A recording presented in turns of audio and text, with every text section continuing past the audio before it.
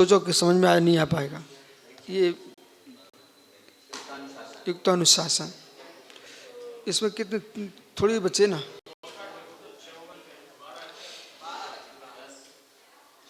आचार्य समंतवद स्वामी युक्तानुशासन जी ग्रंथ में यह 54वें कारिका में समझा रहे हैं कि कितने दर्शन हैं जो प्रमेय को प्रमेय नहीं मार रहे, वे प्रमाण को ही नहीं मार रहे, जिसको हम प्रमाण बोलते हैं ज्ञान को। तो ज्ञान अद्वैतवादी भी प्रमेय नहीं देखता, उसका ज्ञान ही प्रमेय प्रमाण बन रहा है। जबकि जैन ने दो दृष्टियां रखी, बहि प्रमेय, अंतरंग प्रमेय। प्रमाता प्रमाता भी है, प्रमाता प्रमेय भी है, प्रमाता प्रमिति भी है। तो हम प्रमाण प्रमाता भी है, प्रमिति भी है, प्रमेय भी है। और बाहर में प्रमाता प्रमेय। अब इसमें क्या है, अचेतन प्रमाणवादी, चेत प्रमाणवादी, शून्य प्रमाणवादी, कितने प्रकार के लोगों ने विकल्प खड़े किए और भीड़ सबको मिलती है। सबकी शक्ति भीड़ है, बुद्धिमानों की शक्ति भीड़ है। बुद्धि तुम्हारे पास है तो भाई बुद्धि तुम्हारे साथ नष्ट हो जाएगी, और भीड़ तुम्हें स्वीकार कर ले, तुम्हारी बुद्धि का काम आगे बढ़ता रहता है। तो शक्ति क्या भीड़, जिनकी भीड़ नहीं है उनकी बुद्धि नष्ट, समझे कि नहीं। या लेखन कला, पर लेखन कला पुण्य का भी होना चाहिए, तुम्हारे लेखन को स्वीकार करे। तुम लिख के कोई स्वीकार ही नहीं कर, तो प्रवृत्त सत्ता चाहिए। आज्ञा को बढ़ाने के लिए प्रवृत्त सत्ता चाहिए, और प्रमुख सत्ता नहीं तो कुछ नहीं कर सकते आप। इसलिए अनेक हुए जो बीच बीच में नष्ट करते चले गए। अमे मन श्रेष्ठ में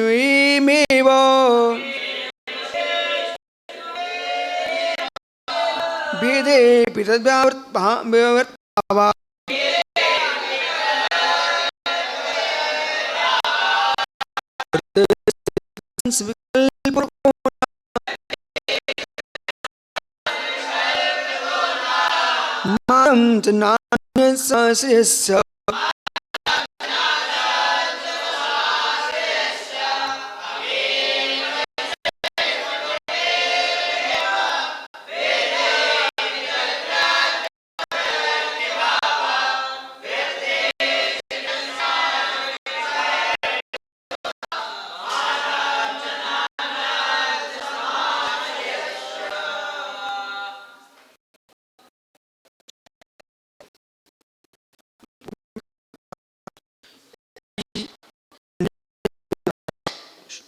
सुगत दर्शन।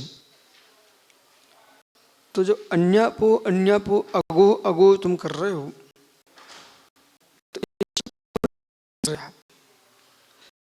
तो बागस्पा नहीं हो सकता, वचन का विषय नहीं हो सकता, आवाज से एकांत बन। परंतु अमे अश्लिष्ट ममे, मे और अमे, मे अमे, तो मे मतलब प्रमेय, अमे अप्रमेय। जो ज्ञान का विषय है वो मे है, जो ज्ञान का विषय नहीं है अमे है। तो अमे वस्तु अमे ही है, वस्तु अमे ही है, बोले ज्ञान ही मे है, ज्ञान ही मे है।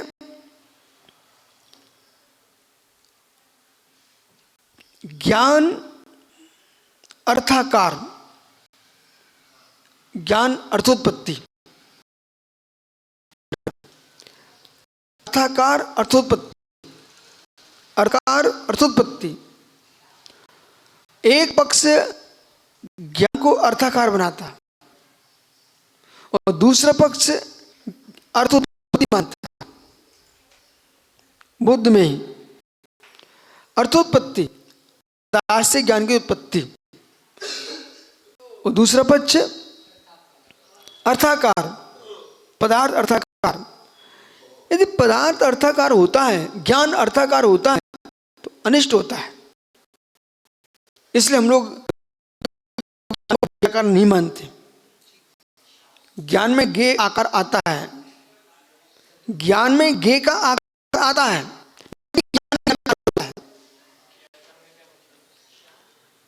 मतलब ये है यदि ज्ञाकार हो गया, एक गे आया और ज्ञान ज्ञाकार हो गया, तो अगला गे किस में आएगा? पहले समझो ना आप। ज्ञान बोलोगे, दिमाग नहीं।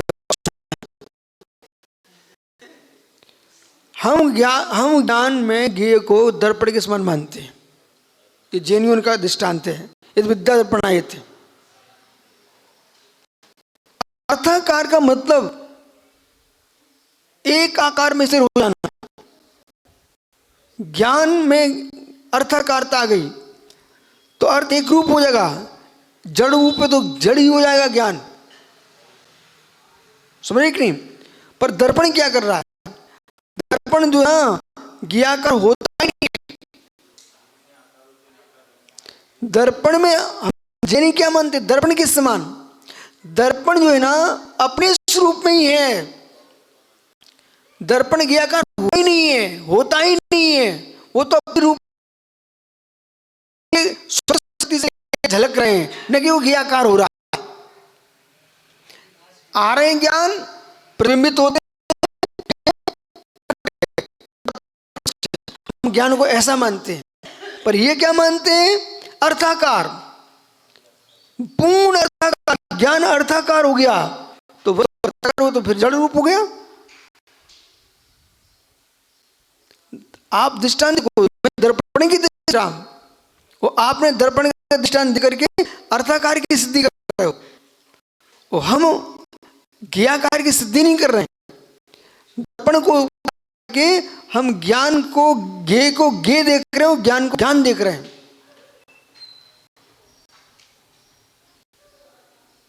आए समझ में? वो ज्ञाकार में, ज्ञान ज्ञाकार में झलकता है, ज्ञान ज्ञाकार को प्राप्त होता है। वो ये कह रहे हैं जिस ज्ञ को जाना उसी के रूप हो गया ज्ञान, तो दूसरे ज्ञ को जान नहीं सकते फिर। पर ऐसा नहीं है। बढ़िया। हमें असलिष्ट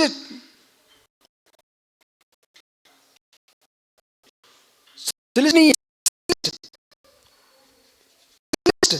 कोई यदि संबंध नहीं है तो फिर दिखेगा कैसे?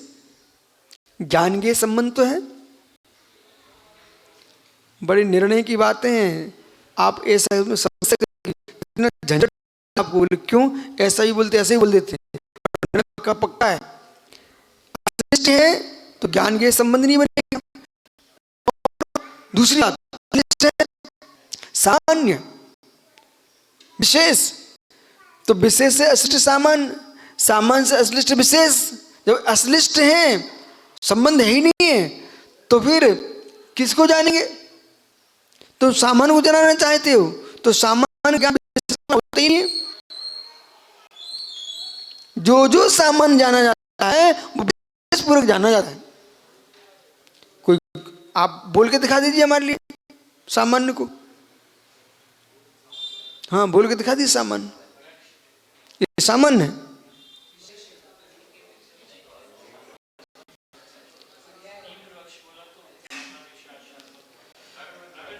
क्या?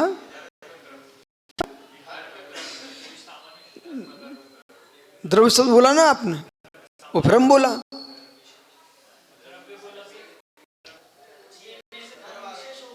विशेष हो गया। आपने धर्म द्रव्य बोला ना, इसका मतलब शेष द्रव्य नहीं है, विशेष हो गया।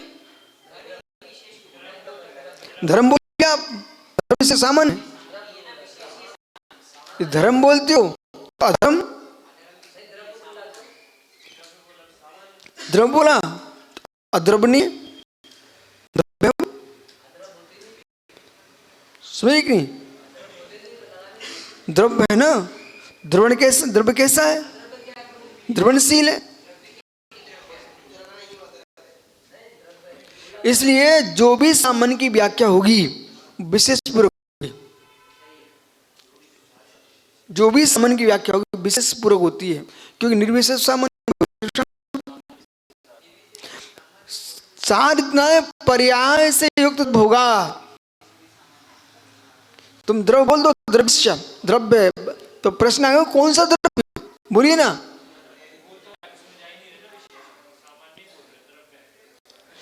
द्रव्य साहब तो प्रमाण का विषय, प्रमाण का विषय। जब प्रमाण का विषय है तुम सामान्य बोलिए, लेकिन समझाइए ना,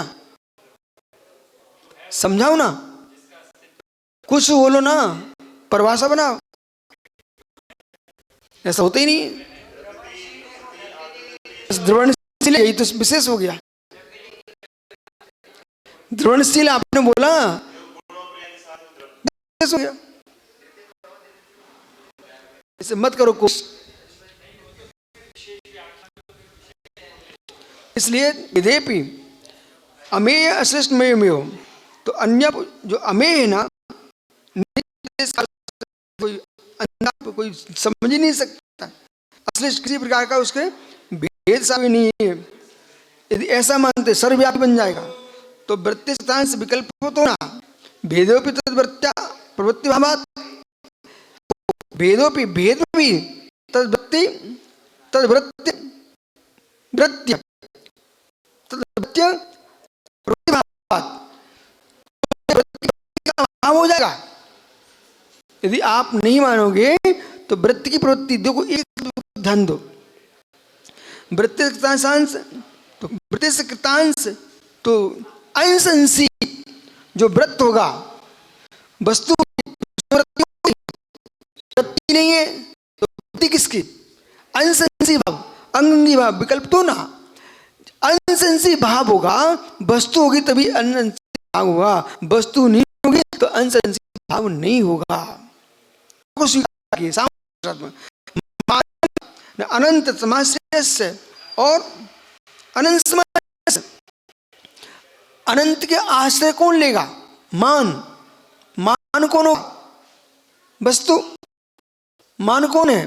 वस्तु। सामान्य, तो सामान्य होगा वस्तु। इसलिए आपको जहां सामान्य विशेष होगा वहां पर ही अमेय बने, बिना सामान्य विशेष में नहीं है। इसलिए मे का आप नहीं कह सकता, मे है पर भाव से अमेय है, प्रत्येक वस्तु में मे है। बहुत गहरा है बेटा, अच्छे से पढ़ेगा। और परे की प्रत्याशक्ति चाहिए। सिद्धि ये कर रहे हैं कि द्रव्य तो सामान्य से होगा, सामान्य जब भी होगा, इसलिए आप जो मात्र पर्याय मात्र की बात करते हो, संतान के उपचार लगा रहे हो, तुम्हारा तभी लगेगा जब संतान नाम का द्रव्य होना चाहिए। ऐसे कोई संतान